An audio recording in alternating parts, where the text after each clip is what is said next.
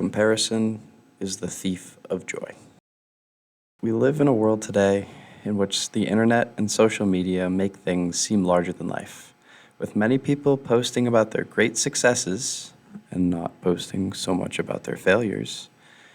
Can seem as if we're not doing enough in our lives. I'm here to remind you that that is complete BS. Now, let me qualify this statement. Is it good to have goals and aspirations in life? Of course. Should you strive to get a little bit better every day? Absolutely. However, if you start to feed into this feeling of inadequacy that social media gives you, then you will be unable to ever truly appreciate any of the things that you accomplish in your life. You instead will always be focused on what you don't have and what you're not doing. And today, I'm going to share with you an important practice in order to shift your brain away from this vicious cycle.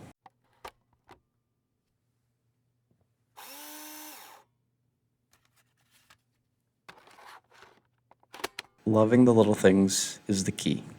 However, to understand why, we need to back up a bit. And to do this, we're going to look at the words of an American political strategist from the 1980s named Lee Atwater, who coined the phrase, "Perception is reality." This quote could not be more true. Your perceptions, or how you interpret the world around you, are the building blocks for your thoughts. Your thoughts, in turn, motivate your actions. And that combination of your thoughts and actions, those are the building blocks that help to construct your reality.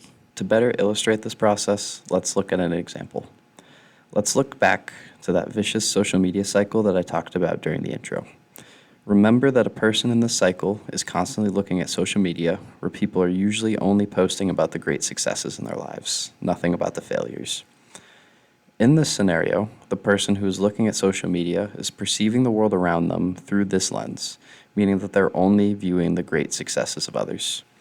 This in turn could make them think that they do not have enough success in their own life, making them feel bad about not doing enough or wasting their life.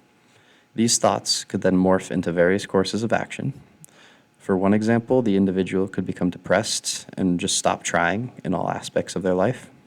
Or, in another example, the individual could start trying to work extremely hard in order to quote-unquote catch up to their peers. Regardless, these thoughts and actions build a reality for this individual in which he or she is always behind his or her peers and needs to catch up. The problem with this is that by focusing on acquiring what they don't have, the individual will miss what they do have. For example, instead of having the opportunity to make a memory by getting dinner and catching up with a friend, this individual may instead opt to remain on their own. This could be for various reasons, depending on the individual. Now, if we were to look at the examples that I mentioned before, the depressed individual, for example, may not have the energy or motivation to socialize, while the overcompensating individual may stay at work in an effort to catch up to those around them. And by doing this, these people begin to miss the little things, for example, again, such as sharing a meal with a friend, that can help us to alter our reality. And the way we use these little things to alter our reality is by not just doing them, but by acknowledging your appreciation for them. And to put this in simpler terms, sometimes we just need to stop and smell the roses. Now, you may have heard this quote before, however, it's actually paraphrased. The original quote actually came from a golfer named Walter Hagen in his 1956 autobiography, in which he wrote, "You're only here for a short visit. Don't hurry, don't worry, and be sure to smell the flowers along the way." This quote perfectly captures the sentiment of what I'm getting at with this video. Starting off with, "You're only here for a short visit," really gets at the idea that our time here is limited, and that using that time to either compare ourselves to others or to feel bad about what we don't have is futile. Additionally, Hagen instructs us to not hurry and to not worry, which is important even for those who may be a bit behind their peers, because the timing of things in everyone's lives is completely different. As crazy as a concept as this may seem, different people progress at different rates. And finally, he tells us to be sure to stop and smell the flowers along the way.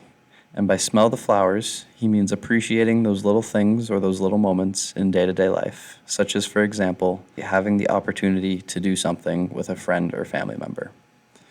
By acknowledging and appreciating these moments, we are alternating the way we perceive the world, which in turn alters our reality. Instead of feeling bad about what we don't have, we can instead begin to feel good and truly appreciate what we do have, which will yield a much more positive life experience. That was everything I had for you today. However, before you go, I would just encourage you to keep your eyes open and look for a moment, a habit, or a thing that you can really take a moment to sit back and appreciate having in your life. Speaking from a personal experience, the more you can do this, the more easily this gratitude will come to you. So thank you for watching, and I'll see you in the next one. Peace.